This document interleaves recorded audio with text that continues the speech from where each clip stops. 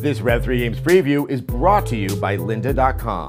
So, I recently had the pleasure of playing Titanfall, and it was the beta that will soon become available. And I gotta say, for a game that I was already quite excited about, I walked away all the more excited. Let's get some of the business out of the way. There were 3 modes that were available. Attrition, which is their version of Team Deathmatch. Hardpoint, which is their version of Domination, and there was Last Titan Standing, which is their version of Last Man Standing, except it focuses more on keeping your Titan alive.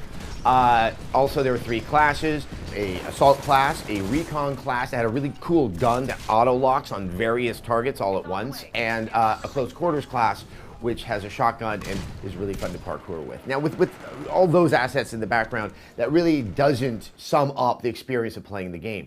It's just a pleasure to play. The previous times I'd gotten to play Titanfall, it was in kind of an instance. You had to wait in line, or I had to cut in line actually, and play it that one time. And to get to play repeated matches, some of the elegance of the game and how it's designed really became more apparent.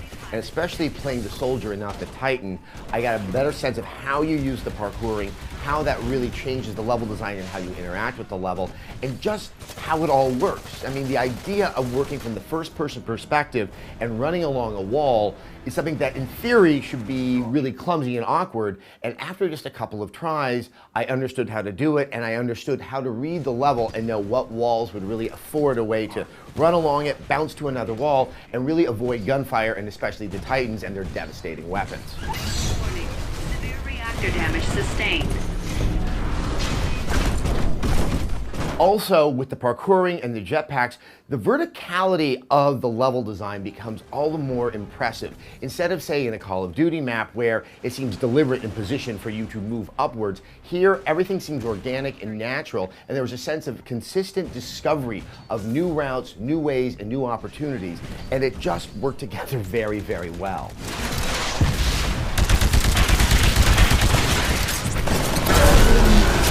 The gun handling, well, it's really good, and that's what one would expect from the guys who made the Call of Duty franchise. It's fast, it feels accurate, and it just was something that was as satisfying as any strong multiplayer shooter out there. But what clearly distinguishes this game from other multiplayer shooters is the presence of the Titans. And one of the best ideas they have is the Titan is locked to the player. No one's waiting around for them to spawn, taking themselves out of the game, just like you've seen in early versions of Battlefield. Here, you're in the game, you're shooting, you're fighting, you're helping your team, you're getting updates on when the Titan is going to drop, which is actually very exciting. And once you're ready, you drop it right in front of you, you get in it, and suddenly the game changes entirely. You're now looking at it from a very, very high point perspective. You feel very, very powerful, but you're not as powerful as you think you are. I kind of first tried to play the Titan the same way I would play a tank in a Halo game or a mech and many other games out there, where it's kind of a fun respite and you just destroy everything around you. You can cause massive destruction, but other players and other Titans can take you out, and I found that it could be as short as 20 seconds if I spawned in the wrong place and I try to get too aggressive in my playstyle. Engage the threat directly.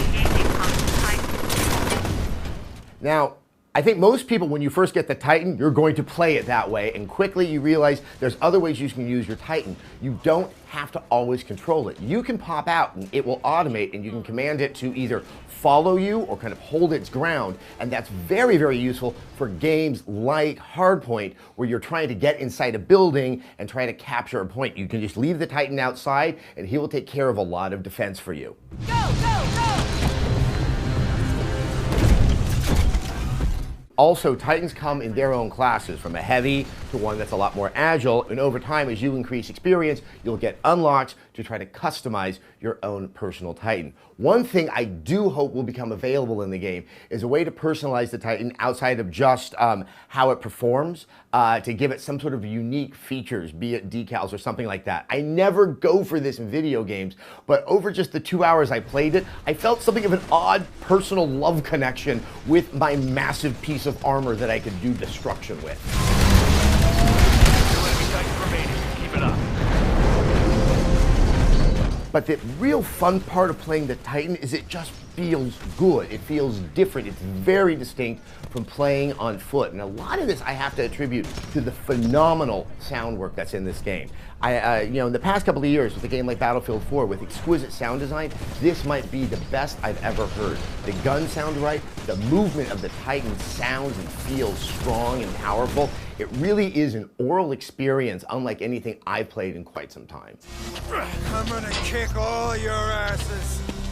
So I know there was a lot of furor over the fact that it's 6-on-6, and when we had 6-on-6, I did not feel I wanted more people. The one thing I will say, there are a lot of NPC grunts that are fun, they're cannon fodder, and they really give a sense of excitement on the map as you just see things falling from the sky and people getting obliterated around you. The one thing I did notice is later on in the day when a lot of the press were, doing interviews or grabbing some food or going to the bathroom, I was in a match that did not have full 6-on-6. And in that moment, you realize more the role of the NPC grunts and they become more evident and you know that you're not in something with as many players. And I would say the match definitely was not as exciting as when everybody was in there causing a lot of mayhem.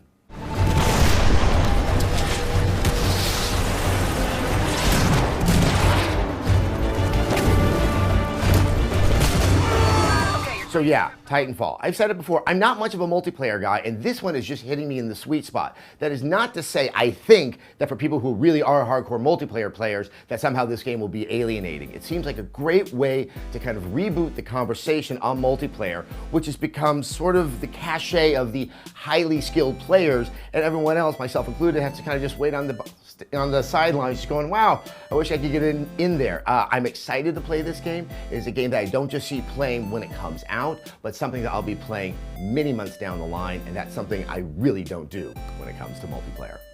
Those are my thoughts on Titanfall, and with that, let's thank our sponsor, Lynda. They're an online learning company with more than 77,000 video tutorials that teach software, creative, and business skills. You can learn anytime, anywhere, and at your own pace with courses in web design, 3D and animation, design, programming, and many more, with new courses being added every week. Membership starts at $25 per month, but you can try lynda.com free for 7 days and support Rev3 Games by signing up at lynda.com/Rev3Games.